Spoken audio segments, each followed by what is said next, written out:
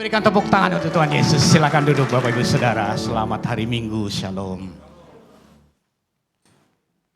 Bapak Ibu Saudara, pagi ini saya mau mengajak kita melihat, merenungkan, mencermati komunikasi pertama kali Allah kepada manusia.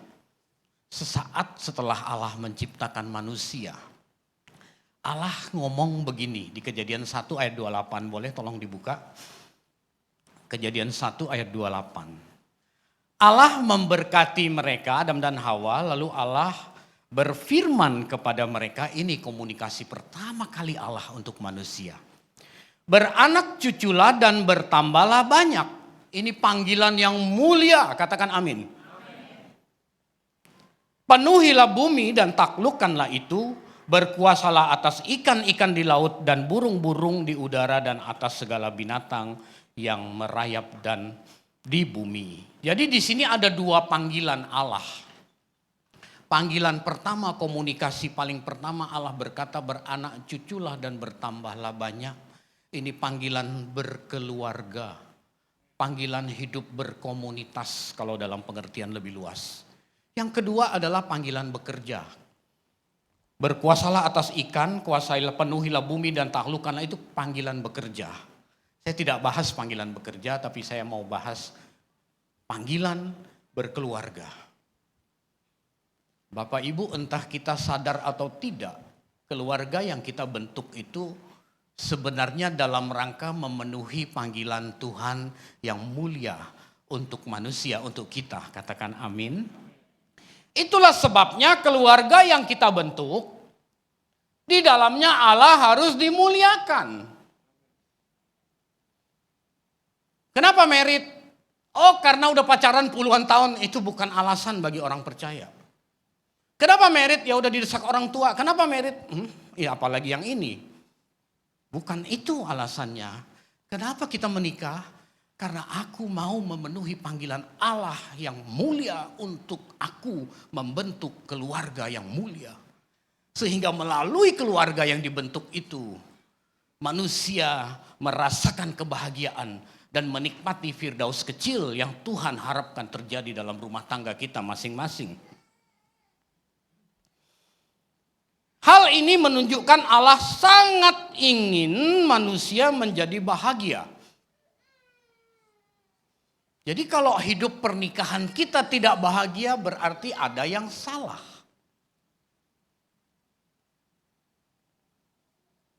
Kalau saja manusia pertama itu tidak jatuh dalam dosa, Adam dan Hawa tidak jatuh dalam dosa. Kalau saja Hawa tidak dengar perkataan iblis, mereka berkeluarga terus gak Bapak Ibu? Bermultiplikasi gak? Beranak cucu gak? Ingat perintah Tuhan berkata beranak cuculah itu sebelum jatuh dalam dosa loh. Berarti kalau saja Hawa tidak jatuh dalam dosa, mereka bertambah banyak enggak? Iya. Tapi sayang dosa merusak semua itu. Dosa merusak semua itu. Keluarga harmonis firdaus kecil tidak terlaksana. Ceritanya jadi beda Bapak Ibu. Tuhan usir manusia keluar dari Taman Eden. Lalu di Kejadian pasal 6, Tuhan menyesal. Pernah nyesal gak dalam hidup kita? Gak usah bicara perkawinan. Kita menempuh perjalanan yang macet aja. Kita lihat Google Map bilang lewat sini gitu. Tapi kita cari alternatif lain. Istri saya tuh sering ngoceh. Kalau saya udah lihat Waze, lalu saya ikut jalan yang lain. Istri saya sering ngeledekin saya, nggak percaya sama orang Yahudi. Katanya Waze itu kan produknya orang Yahudi itu. Udah kejebak macet nyesel gitu. Pasti kita pernah nyesel dalam hidup.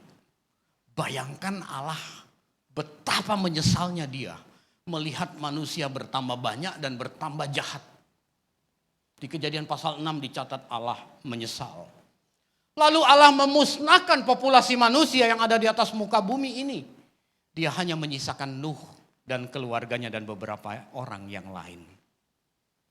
Bapak Ibu Saudara, apa sih yang dilakukan oleh Nuh sehingga Allah berkenan menyelamatkan Nuh? Tidak membinasakan Nuh. Ini loh yang saya mau ajak kita merenungkan pagi ini.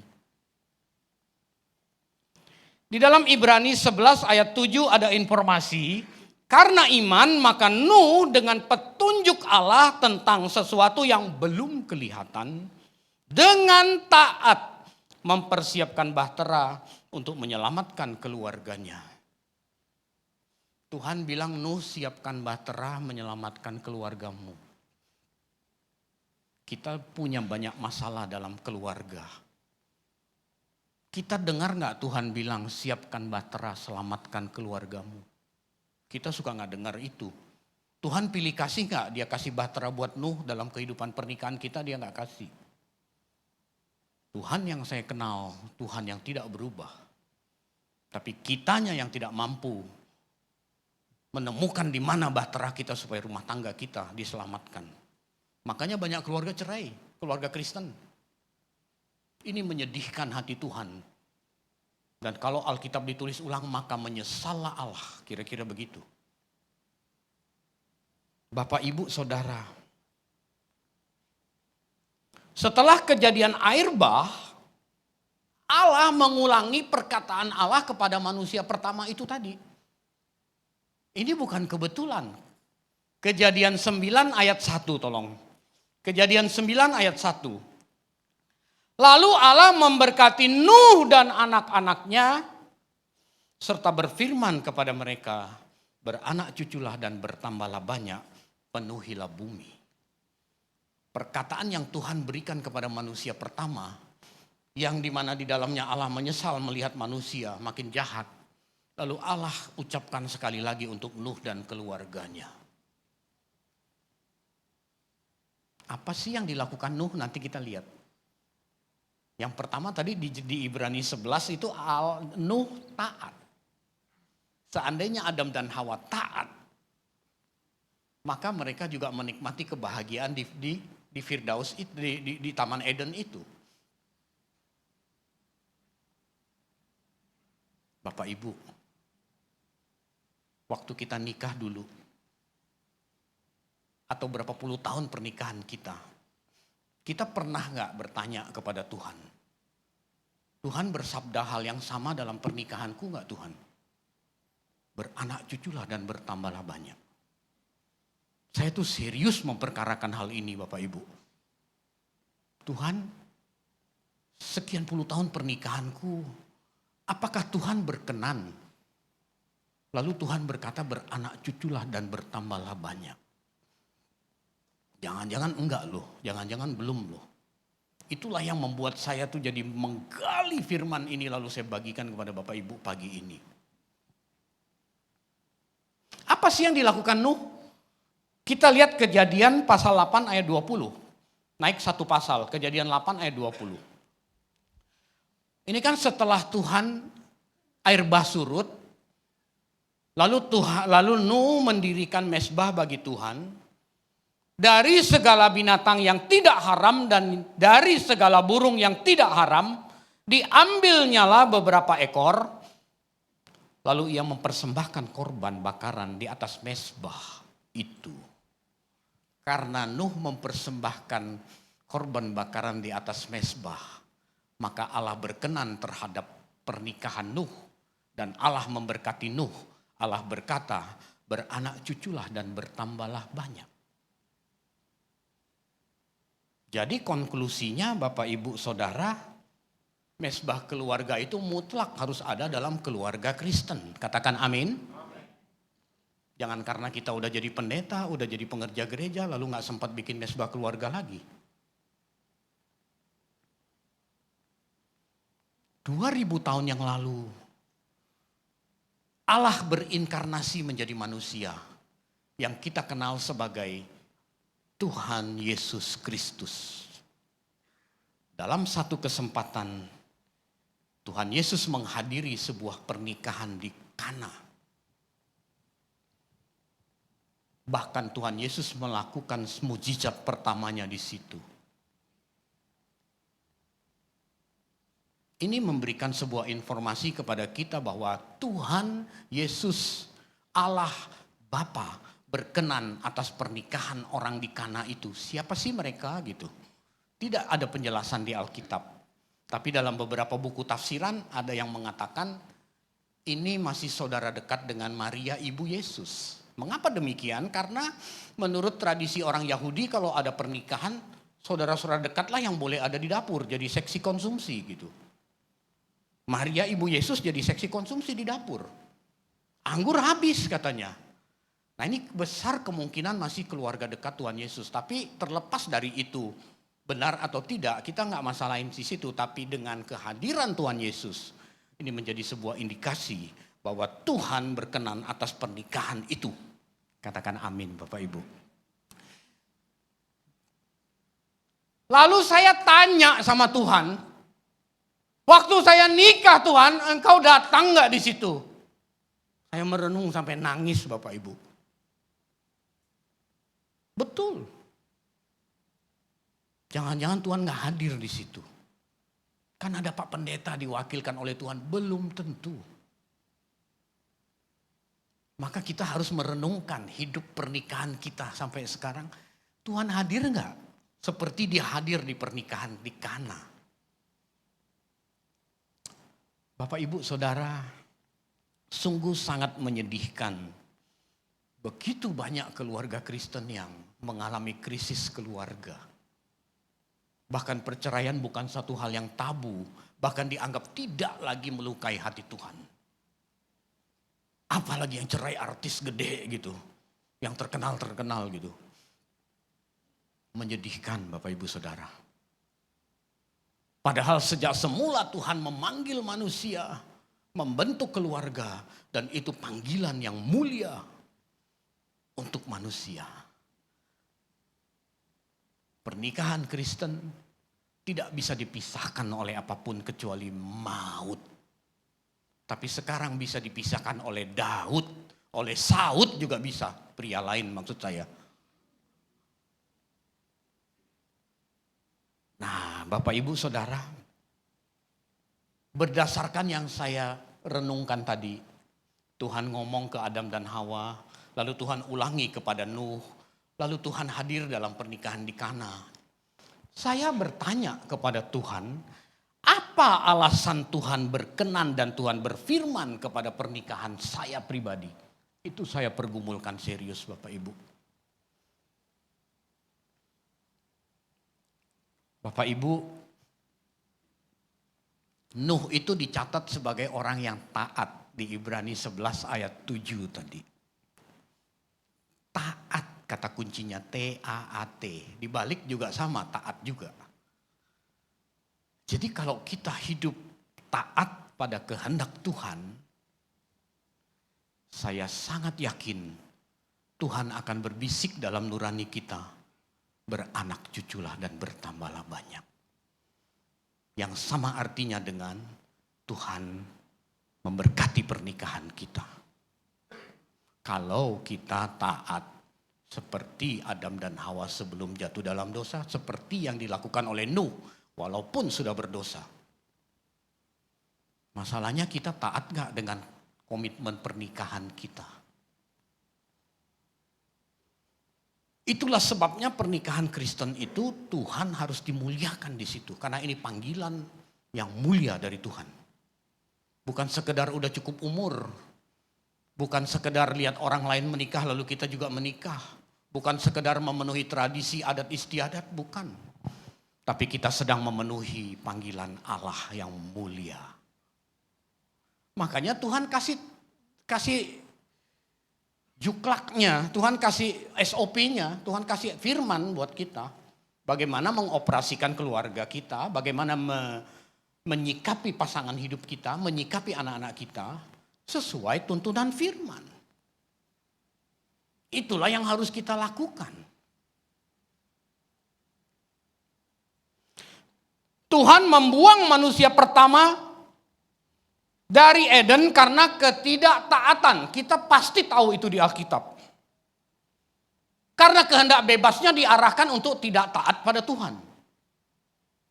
Hawa tuh punya pilihan, Dia Tuhan kasih telinga kepada Hawa itu bukan berarti Hawa aku ciptakan telinga, kamu hanya bisa dengar suaraku ya, suara yang lain kamu nggak bisa dengar.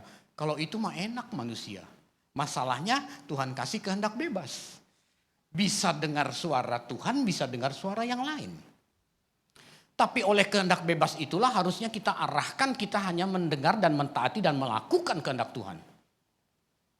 Walaupun keputusannya ada di tangan kita. Tapi Tuhan maunya kita taat. Begitu juga dalam hidup pernikahan kita Bapak Ibu. Kita tidak bisa membatasi telinga kita hanya mendengar suara pasangan kita saja. Kita dengar banyak suara godaan yang lain. Belum lagi pas yang menggoda lebih muda, lebih cantik, lebih putih misalnya.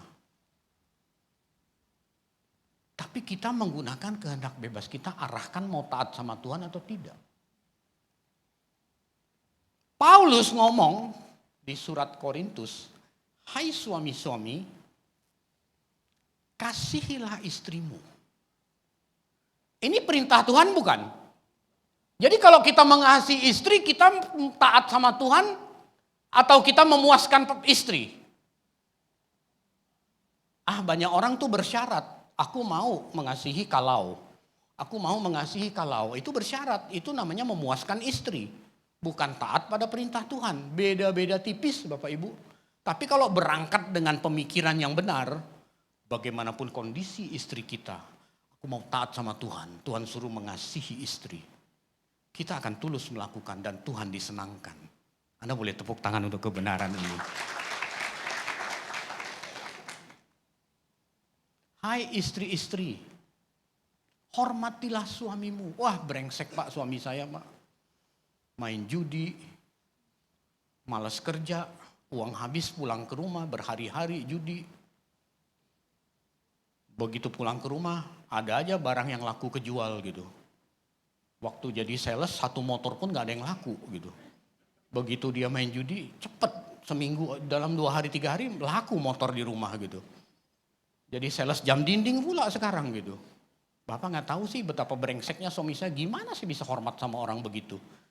Aku mau hormat kalau, itu bersyarat Bapak Ibu.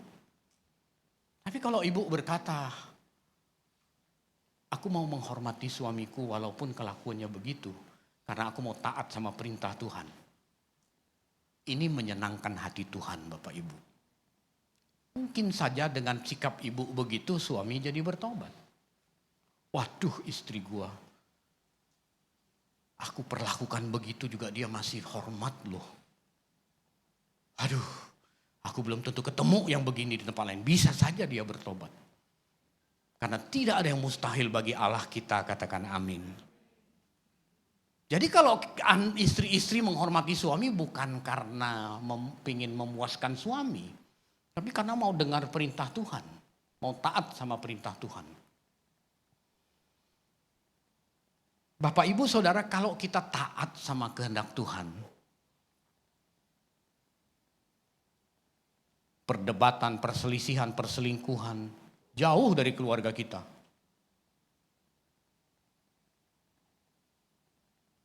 Pak saya sih enggak Pak.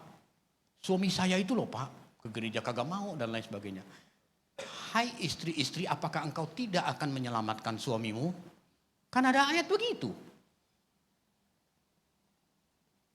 Enggak tahu waktunya kapan Pak, tunggu.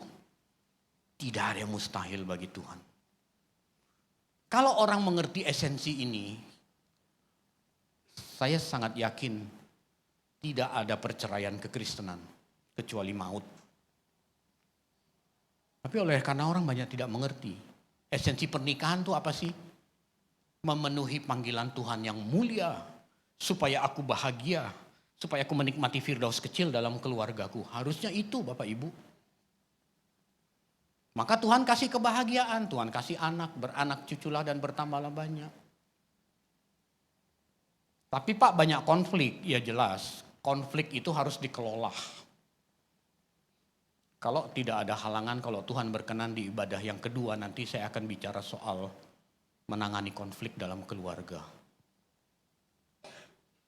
Konflik itu asik Bapak Ibu. Kalau dikelola dengan baik. Tapi kalau Anda nggak kelola dengan baik, Anda kalah lawan konflik itu. Bapak, Ibu, Saudara, hal yang kedua yang membuat Tuhan berkenan atas pernikahan kita adalah mesbah keluarga. Bangunlah mesbah keluarga. Jangan sampai kita itu merasa sudah lama Kristen, aktif di gereja, jadi pengerja gereja, jadi pendeta, akhirnya kita udah tidak melakukan mesbah keluarga. Lihat apa yang dilakukan Nuh, Kejadian 8:20 tadi. Dia membangun mesbah, dia mempersembahkan korban. Lalu Tuhan berkenan, lalu Tuhan berkata, beranak cuculah dan bertambahlah banyak. Kalau kita sama-sama tiap malam bersama anggota keluarga kita membangun mesbah keluarga, saya sangat yakin Tuhan akan berkenan terhadap keluarga yang dibangun ini. Dan Tuhan akan berfirman, beranak cuculah dan bertambahlah banyak. Dulu saya nggak ngerti yang begini-begini Bapak Ibu. Merasa diri udah jadi hamba Tuhan, sibuk masing-masing.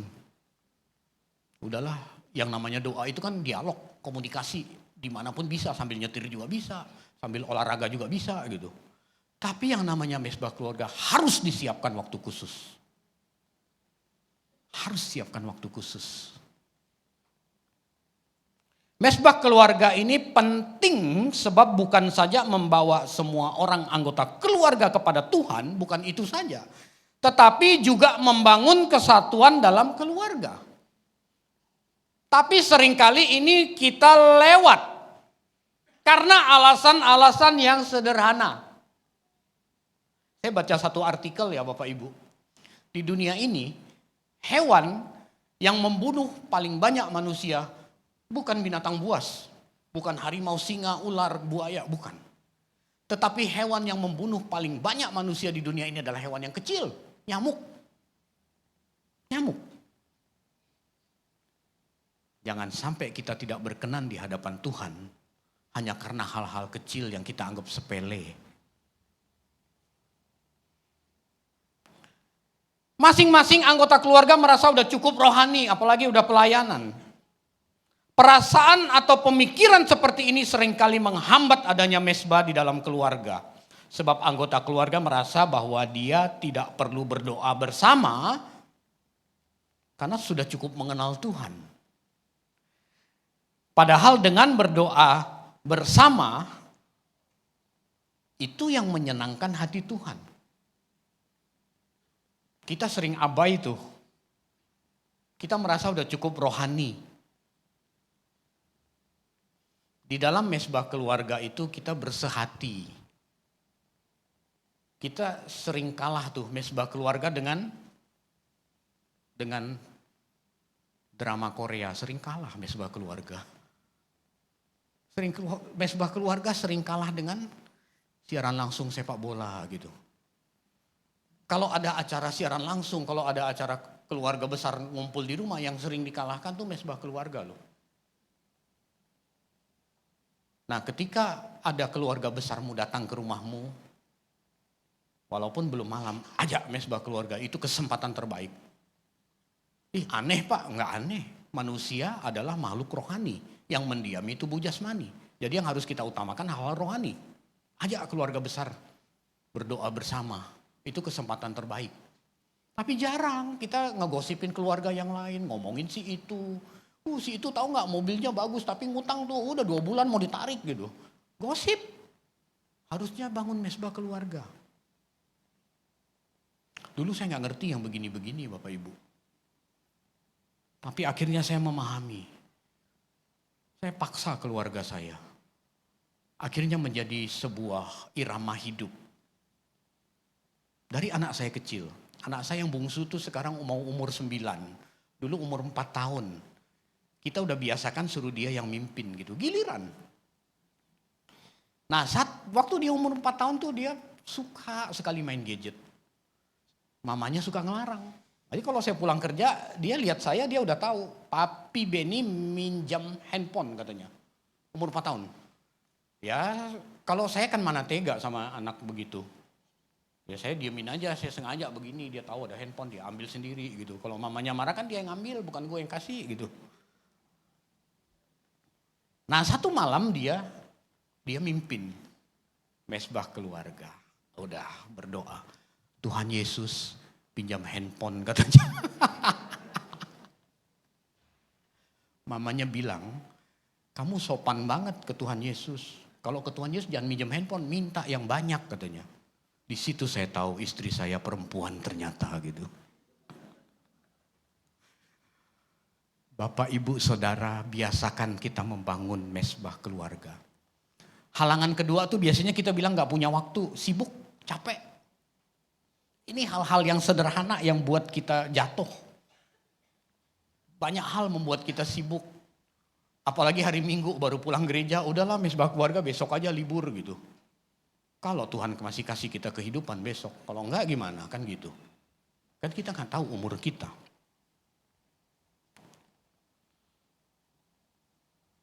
Mesbah keluarga itu sangat banyak manfaatnya Bapak Ibu. Kalau Anda biasa bikin mesbah keluarga malam hari, lalu kalau Anda ribut dengan pasanganmu, bisa nggak mesbah keluarga itu dilangsungkan? Nggak bisa. Jadi gimana? Ya udah jangan mesbah keluarga, tunggu udahan enggak. Selesaikan dulu. Beberes dulu. Makanya dalam surat Efesus Paulus berkata, janganlah matahari terbenam sebelum padam amarahmu. Bereskan. Tuhan maunya kita beberes. Saya udah bilang tadi konflik tuh asik kalau dikelola dengan baik. Masa iya sih ada keluarga yang gak pernah konflik? Gak mungkin. Justru itu keluarga aneh. Jangan-jangan dia menikah dengan robot. Di Jepang kan banyak orang menikah dengan robot. Di Jepang desa-desa itu kosong. Gak ada orang Jepang mau menikah zaman sekarang. Bahkan pemerintah itu memberi santunan kepada warga Jepang kalau mau menikah. Punya anak 1-2 juga dikasih santunan besar. Mengapa? Karena pikirannya semakin merasa berkeluarga itu repot. Punya anak itu beban. Hidup di Jepang tuh mahal biaya hidup. Jadi orang milih single. Tapi berkembang pula orang jual robot, itu masalahnya. Jadi dia memuaskan seksnya dengan robot. Gak pernah konflik tuh. Ya gimana mau konflik, gak bisa apa-apa ya kan. Emang mau pasangan kita gak pernah konflik sama kita, kan gak asik kalau hidup gak ada konflik. Tapi dalam konflik itu harus bisa kita tangani dengan baik.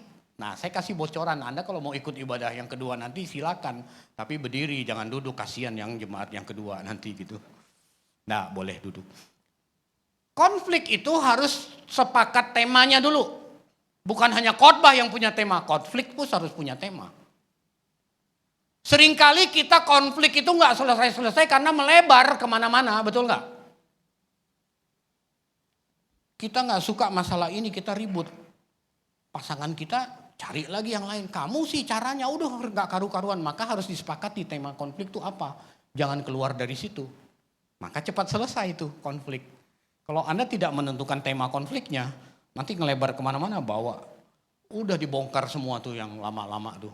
Padahal udah selesai gitu. Waduh dikeluar soal apalah, soal ini, soal itu, soal minjem mobil, minjem sendal. Soal waktu odol habis kamu pakai semua, aku gak pakai odol. Wah keluar semua tuh gitu. Makanya harus punya tema konflik yang jelas. Kalau ribut ini, di sini. Itu salah satu menanganin konflik.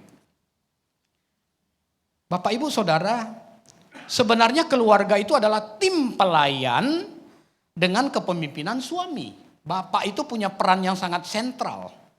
Makanya bapak, ayah, suami harus menjadi motor penggerak mesbah keluarga.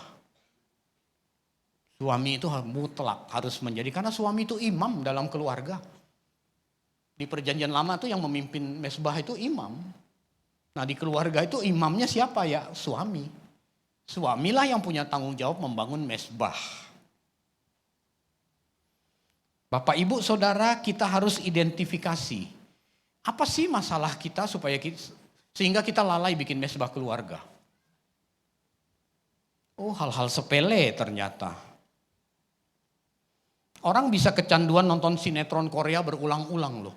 Sebelum waktunya aja dia udah standby minuman, makanan, snack, tisu. Untuk apa tisu? Film Korea kan romantis. Kalau nangis gimana kalau tisunya jauh? Dia udah siap tuh gitu. Kenapa misbah keluarga nggak dipersiapkan begitu? Aku menyentuh hadirat Tuhan. Aku bisa nangis, aku siapin tisu.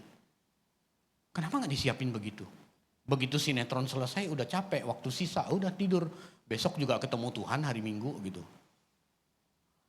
Nah kita tanya kepada Tuhan, sekian tahun kita menikah, apakah Tuhan berkenan atas keluarga yang kita bentuk? Kita tanya sama Tuhan Bapak Ibu Saudara.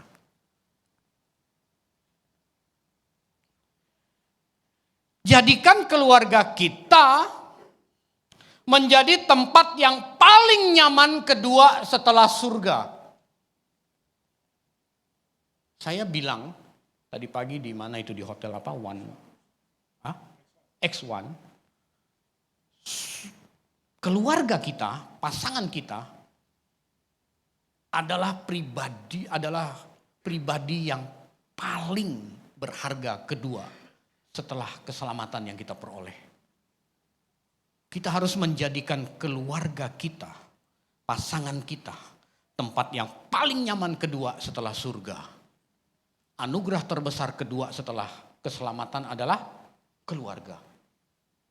Kalau kita mengerti esensi ini, enggak ada tuh orang cerai.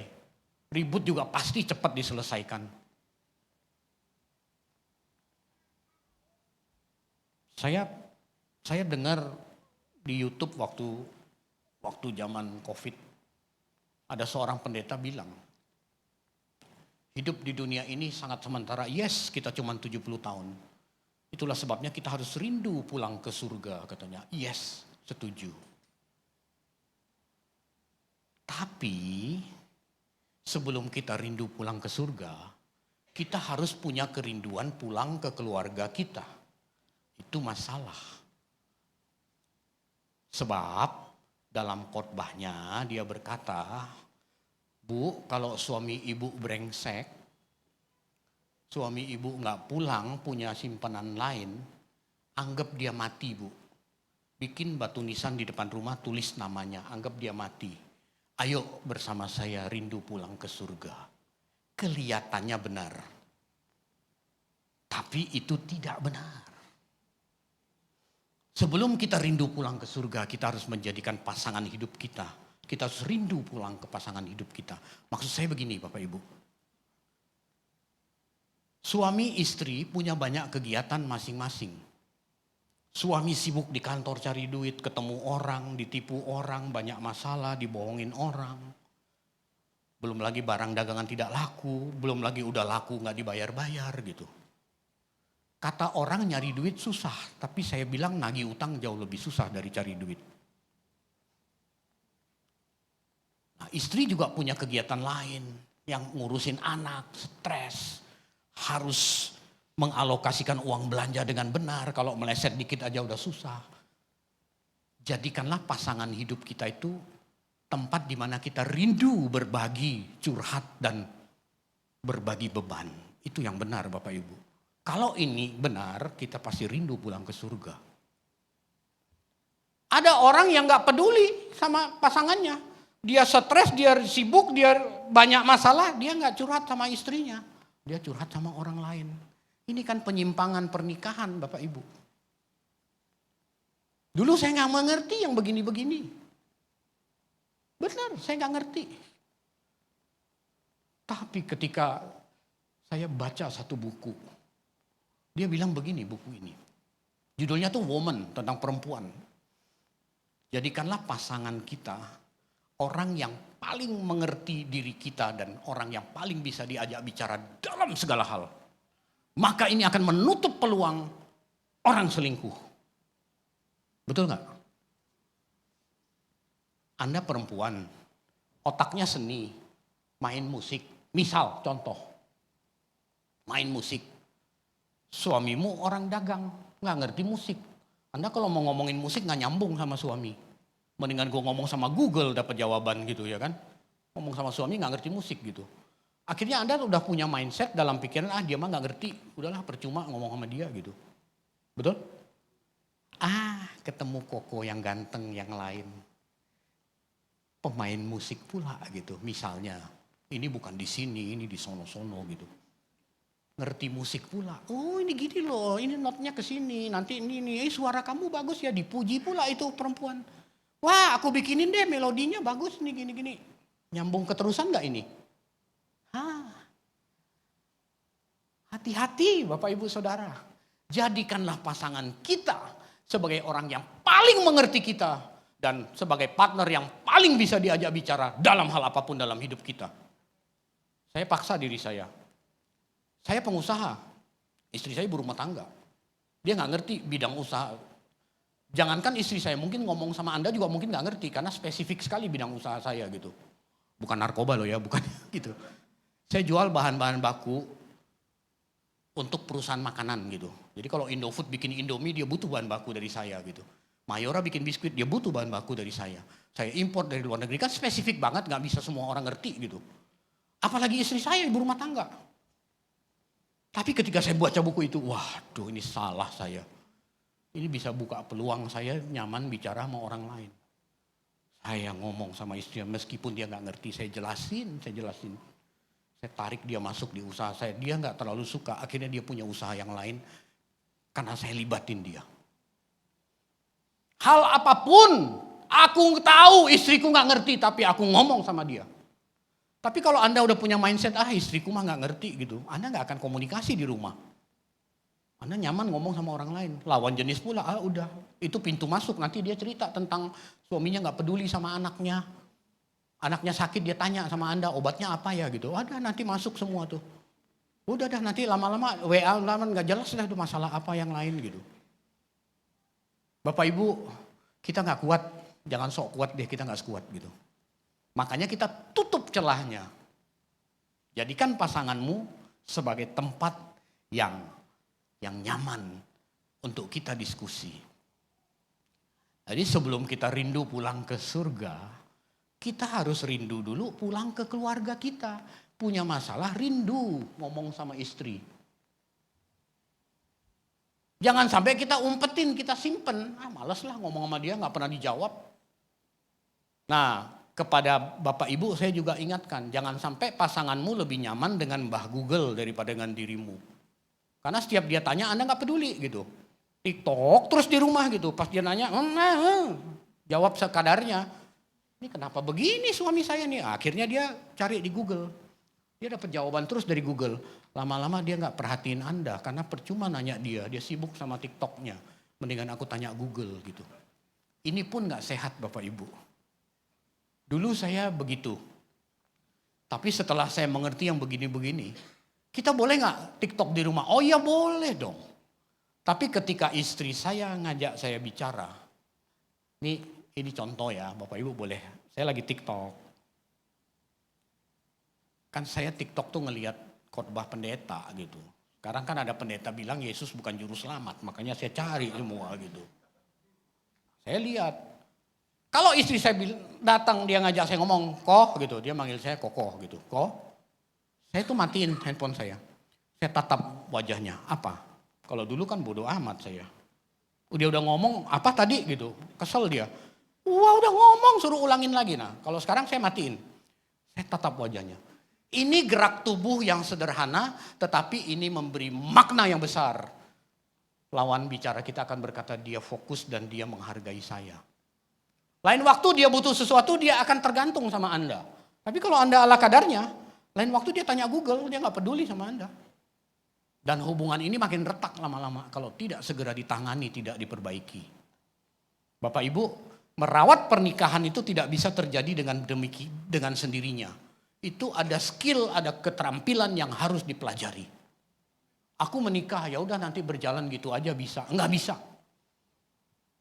Ada keterampilan yang harus dipelajari secara khusus. Pria dan wanita. Setelah saya mempelajari keterampilan merawat pernikahan, saya ternyata baru tahu. Istri saya ternyata perempuan gitu.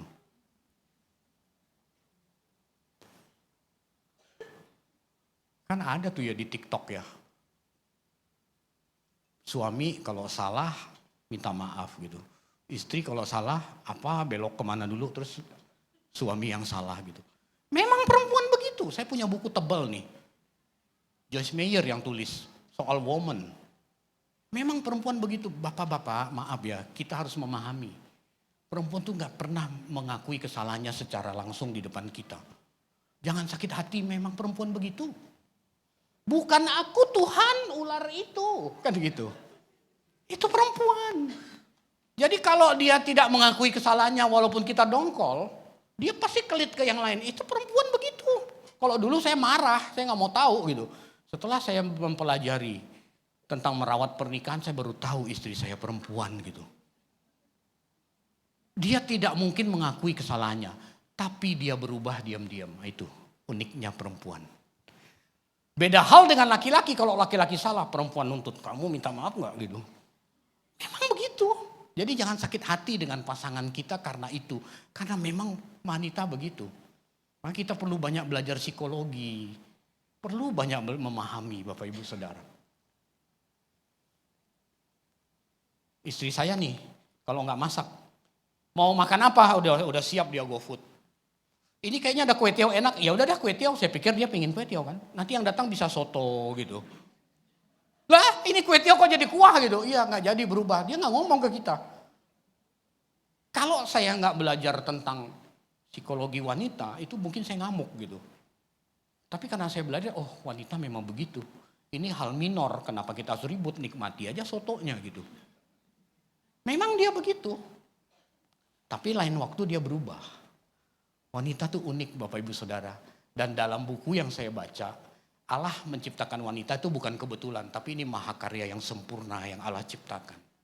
Ketika seorang pria melecehkan wanita atau tidak menghargai wanita, dia tidak menghargai sang pencipta.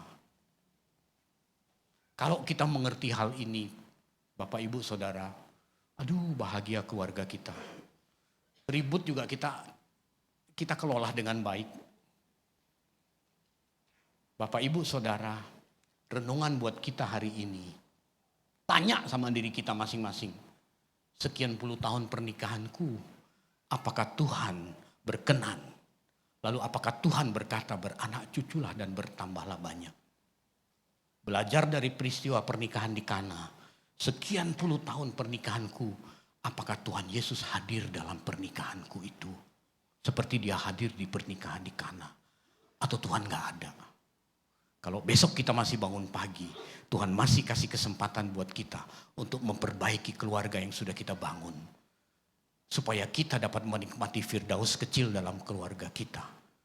Supaya nama Tuhan dipermuliakan dalam keluarga kita. Karena memang membentuk keluarga adalah memenuhi panggilan Tuhan yang mulia dalam keluarga kita. Amin untuk kebenaran firman Tuhan. Sekarang terima berkat Tuhan. Kasih karunia berlimpah-limpah daripada Allah Bapa di dalam Anak yang tunggal Yesus Kristus. Persekutuan yang manis dengan Roh Kudus menyertai saudara sekalian mulai hari ini. Sampai Tuhan Yesus datang menjemput kita di awan-awan dan bahkan sampai selama-lamanya. Yang percaya bersama-sama katakan, Amin. Aku diberkati, aku